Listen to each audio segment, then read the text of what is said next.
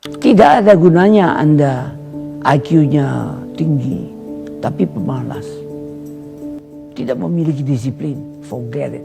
Yang penting adalah Anda sehat, mau berkorban untuk masa depan yang lebih cerah. Dan Anda konsisten, bekerja keras, berdisiplin. Fakhruddin Yusuf Habibie atau yang akrab dikenal dengan B.J. Habibie merupakan salah satu tokoh paling berpengaruh dalam sejarah Indonesia. Ia dikenal sebagai ilmuwan jenius dan Presiden ketiga Republik Indonesia yang membawa banyak perubahan, terutama dalam bidang teknologi dan demokrasi. Habibie sempat berkarir di perusahaan penerbangan Jerman sebelum diminta pulang oleh Presiden Soeharto untuk membantu membangun industri teknologi Indonesia. Ia kemudian menjadi Menteri Riset dan Teknologi selama lebih dari 20 tahun. Salah satu pencapaiannya yang paling terkenal adalah pengembangan pesawat N250 Gatot Kaca, simbol kemajuan teknologi bangsa di era 1990-an. Setelah pengunduran diri Presiden Soeharto pada Mei 1998, Habibie secara resmi diangkat menjadi Presiden Republik Indonesia yang ketiga. Dalam masa kepemimpinannya yang singkat yaitu 1 tahun 5 bulan atau 517 hari dari 21 Mei 1998 hingga 20 Oktober 1999, ia berhasil memulihkan stabilitas politik dan ekonomi pasca krisis, serta membuka jalan bagi kebebasan pers dan reformasi demokrasi. Alasan saya memilih B.J. Habibie karena beliau merupakan sosok yang cerdas baik dalam bidang pendidikan maupun dalam kepemimpinan. Ia juga merupakan sosok yang disiplin dalam belajar dan giat bekerja. Beliau menghabiskan banyak waktu untuk belajar dan melakukan penelitian.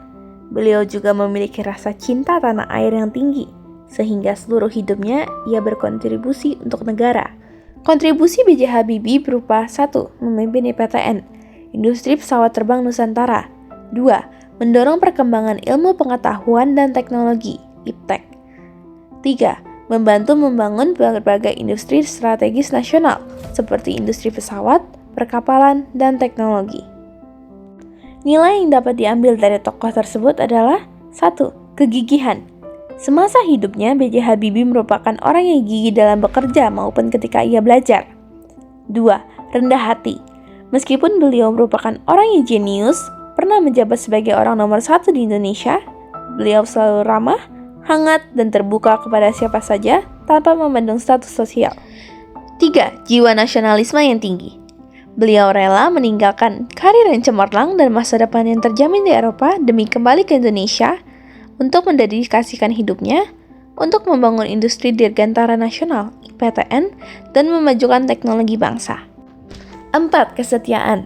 Kesetiaan beliau kepada istrinya Ainun menjadi simbol komitmen, pengorbanan, dan cinta sejati yang menginspirasi banyak orang. Setelah mempelajari kehidupan B.J. Habibie, saya menyadari bahwa kesuksesan tidak hanya bergantung pada bakat, tetapi juga pada kerja keras, disiplin, dan kemauan untuk terus belajar. Dari beliau, saya belajar bahwa setiap orang memiliki potensi yang dapat dikembangkan jika mau berusaha dengan sungguh-sungguh. Selain itu, saya juga belajar pentingnya memanfaatkan ilmu dan kemampuan yang dimiliki untuk memberikan manfaat bagi orang lain.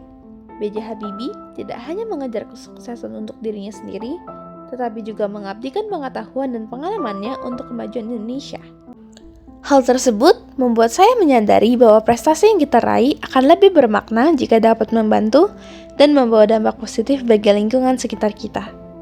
SWOT, Strength. Saya mau belajar hal-hal baru dan terus mengembangkan diri. Saya dapat bekerja sama dengan teman tanpa membeda-bedakan. Saya mudah beradaptasi dengan lingkungan sekitar. Weakness. Kurangnya rasa percaya diri berbicara di depan banyak orang, menunda pekerjaan hingga batas waktu, mudah gugup. Opportunities. Adanya dukungan dari teman, guru, dan keluarga. Sekolah menyediakan berbagai kegiatan untuk mengembangkan kemampuan dan melatih leadership. Adanya akses teknologi yang tak terbatas untuk digunakan. Threats. Distraksi dari media sosial, rasa malas, dan kurangnya motivasi.